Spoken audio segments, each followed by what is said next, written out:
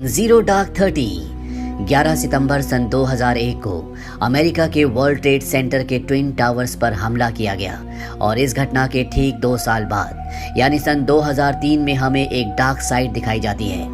America की ये dark site ऐसी साइट है जिसके बारे में किसी को कुछ नहीं पता कि ये कहाँ पर है। यहाँ पर अमार नाम के एक आदमी को बंदी बनाकर रखा होता है जो पाकिस्तान से है। इसे कराची से पकड़ा गया है और इसके ऊपर इल्जाम होता है कि इसने ओसामा बिन लादेन का साथ दिया। साथ ही उन आतंकवादियों के अकाउंट में $5000 ट्रांसफर किए थे जिन आतंकवादियों ने 9/11 के हमले को अंजाम दिया था।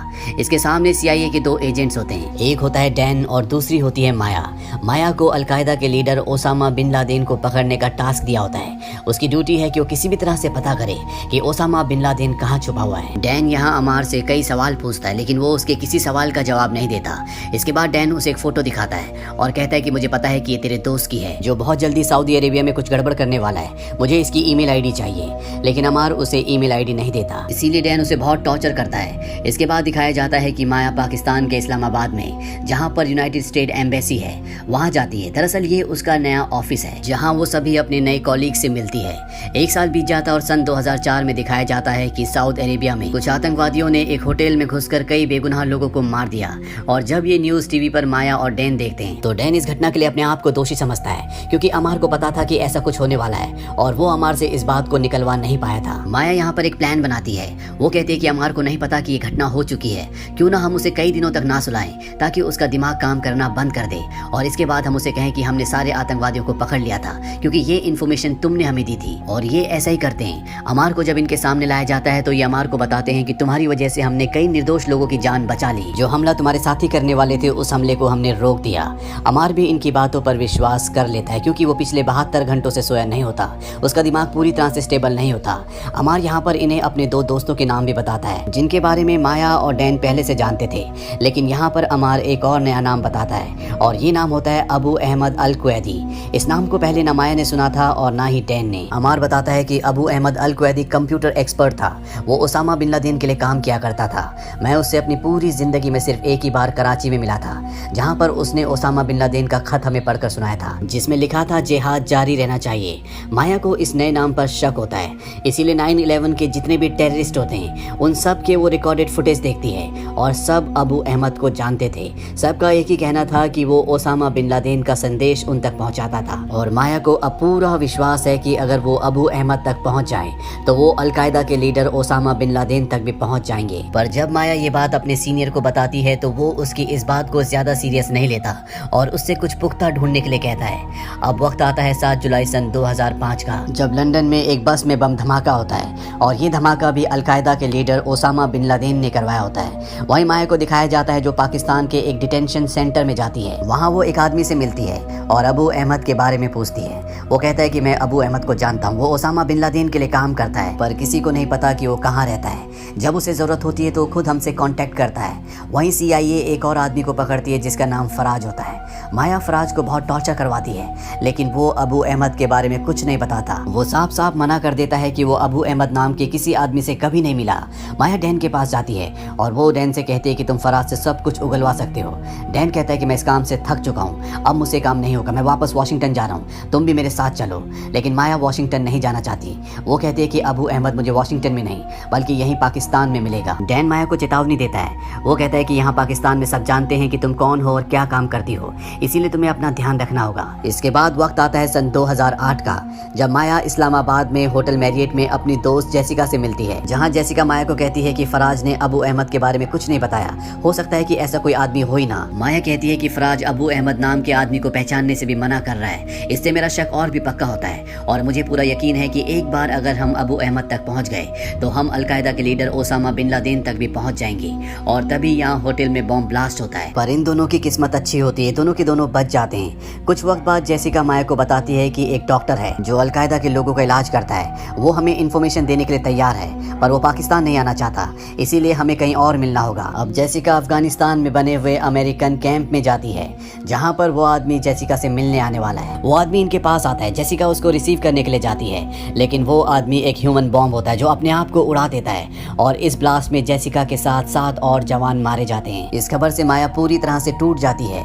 क्योंकि जेसिका सिर्फ उसकी कोलीग नहीं थी बल्कि वो उसकी एक दोस्त भी थी। तभी यहाँ पर एक आदमी आता है और वो माया से कहता है कि तुम्हारे लिए एक और बुरी खबर है। जिस आदमी को तुम ढूंढ रही थी जिसका नाम अबू अहमद है वो मर चुका है। वो माया को एक सीडी देता है जिस सीडी में एक आदमी बोल रहा होता है कि सन 2001 में उसने खुद अपने हाथों से अफगानिस्तान में अबू अहमद को दफनाया था।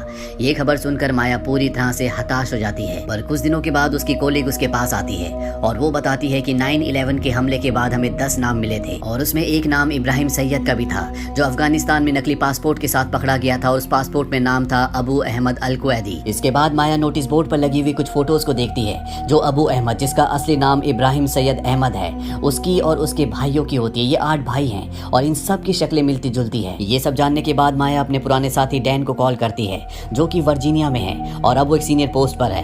वो उसे बताती है कि शायद हमारा सस्पेक्ट अभी भी जिंदा है यानी कि इब्राहिम सैयद अहमद उर्फ अबू अहमद अल कुवैती। वो डैन को बताती है कि सन 2001 में वो अपने 2 भाइयों के साथ अफगानिस्तान गया था जहाँ पर रिकॉर्ड्स के हिसाब से उसकी मौत हो गई है लेकिन हो सकता है कि वो अभी भी जिंदा हो और 2001 में जिसकी मौत हुई थी वो उसका भाई हो क्योंकि जब भी किसी ग्रुप का इतना बड़ा नेता मरता है तो उसकी चर्चा जरूर होती है। साथ ही अमार के बयान के हिसाब से वो 2001 दिसंबर में उसके साथ टोरा बोरा की पहाड़ियों पर था। डैन माया से पूछता है कि मैं तुम्हारे लिए क्या कर सकता हूँ। माया कहती है किसी भी कीमत पर मुझे उसका नंबर चाहिए। डैन अब कुवैत जाता है जहाँ वो कुवैत के प्रिंस से मिलता है जिसे वो पहले से जानता है। वो उसे लैम्बोर्गिनी के एक शोरूम में ले जाता है और वहाँ पर सबसे शानदार लैम्बोर्गिनी उसे दिलाता है। साथ ही उसे एक पर्ची देता है जिस पर अबू अहमद का असली नाम इब्राहिम सैयद लिखा होता है। वो प्रिंस से कहता है कि मुझे इसका फोन नंबर चाहिए। ये कुवैत में पैदा हुआ था और आज भी इसकी मॉम यहीं रहती है। प्रिंस इन्हें नंबर अरेंज करवा देता है और अब ये उसे ट्रैक करना शुरू कर देते हैं। हालांकि उसका फोन नंबर हमेशा बंद रहता है लेकिन जब उसका फोन नंबर ऑन होता है तो इन्हें पता चल जाता है कि वो पाकिस्तान के रावलपिंडी शहर में टीपू रोड पर था जब उसने अपना फोन ऑन करके किसी को कॉल किया था। वहीं दूसरी तरफ दिखाया जाता है कि 1 मई सन 2010 को न्यूयॉर्क शहर में टाइम स्क्वायर के पास एक गाड़ी में एक्सप्लोसिव मिला। अगर ये फट जाता तो पता नहीं कितनी जानें चली जाती और ये हादसा होने से टल गया। वही माया को दिखाया जाता है जो अपने चीफ के पास जाती है और कहती है कि मुझे रावलपिंडी में एक सेफ हाउस में 4 टेक्नीशियन चाहिए और ऐसे 4 टेक्नीशियन मुझे पेशावर में भी चाहिए।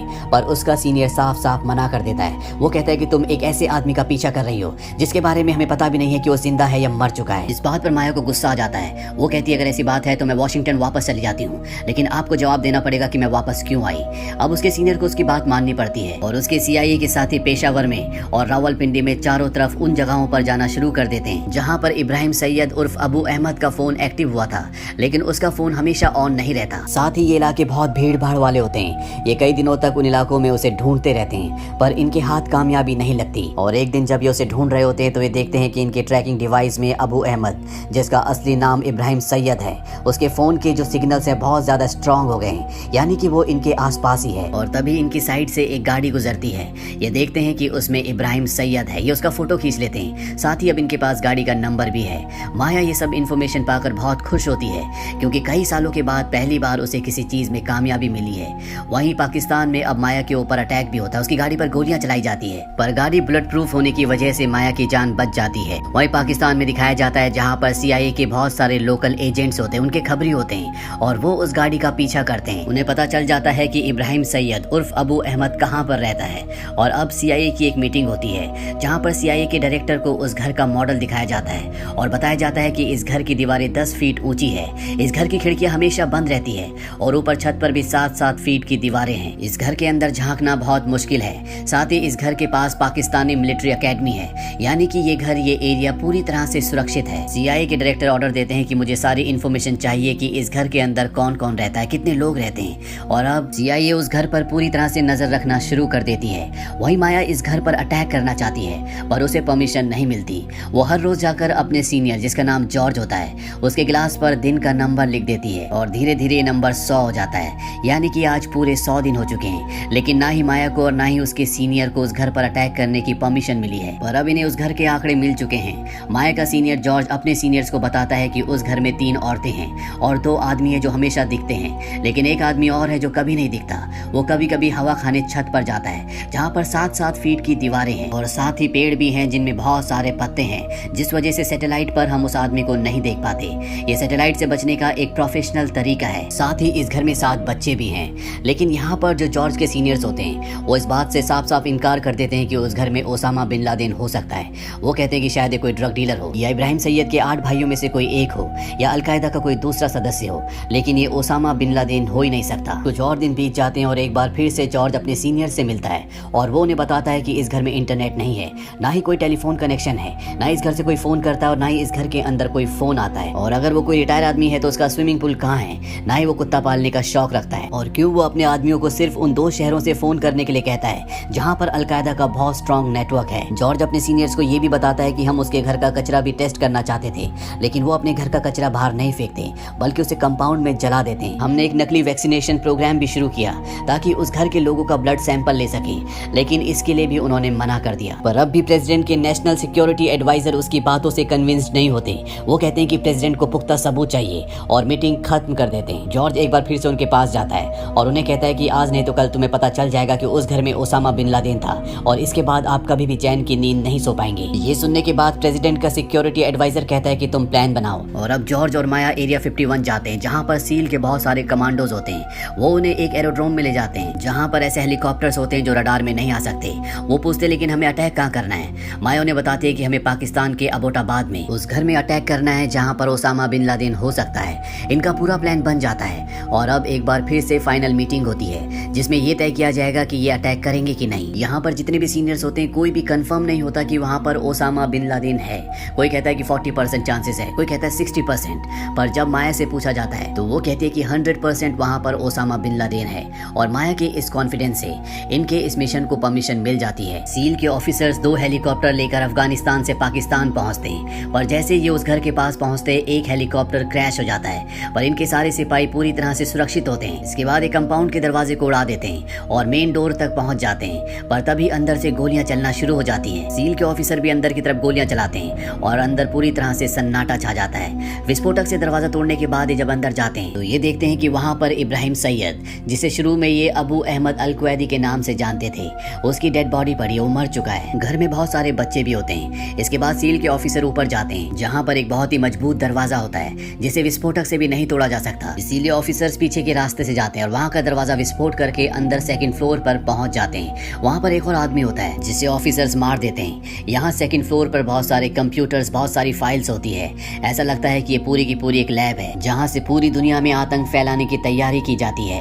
अब आसपास के गाँव के जो लोग होते हैं वो भी इस तरफ आना शुरू कर देते हैं। दरअसल वो इनका विरोध कर रहे होते हैं, पर सील के ऑफिसर्स कहते हैं कि अगर कोई भी आगे बढ़ा तो हमें उन पर गोलियां चलानी पड़ेंगी, इसीलिए सब रुक जाते हैं। वहीं अब सील के बाकी ऑफिसर्स 3rd फ्लोर पर पहुंच जाते हैं जहाँ पर अंधेरा होता है, कोई हलचल नहीं होती। और तभी सील का एक ऑफिसर दबी हुई आवाज में ओसामा कहता है, जैसे वो उसकी मदद करना चाहता है। उसे कमरे में कुछ हलचल दिखती है। सील का ऑफिसर गोली चला देता है और जब वो अंदर जाते हैं तो देखते हैं जमीन पर एक आदमी पड़ा हुआ है। वो उस पर और भी गोलियां चलाते हैं और जब उसके चेहरे पर लाइट चमकाई जाती है तो ये और कोई नहीं बल्कि दुनिया का सबसे बड़ा आतंकवादी ओसामा बिन लादेन होता है। ये अपने हेडक्वार्टर बताते हैं कि हमारे हाथ जैकपॉट लग गया, यानी कि ओसामा बिन लादेन मारा गया है। इन्हें बताया जाता है कि पाकिस्तान एयरफोर्स एक्टिव हो चुकी है, जल्दी से यहाँ से सारे एविडेंस लेकर और साथ ही ओसामा बिन लादेन की बॉडी को लेकर यहाँ से निकल जाओ।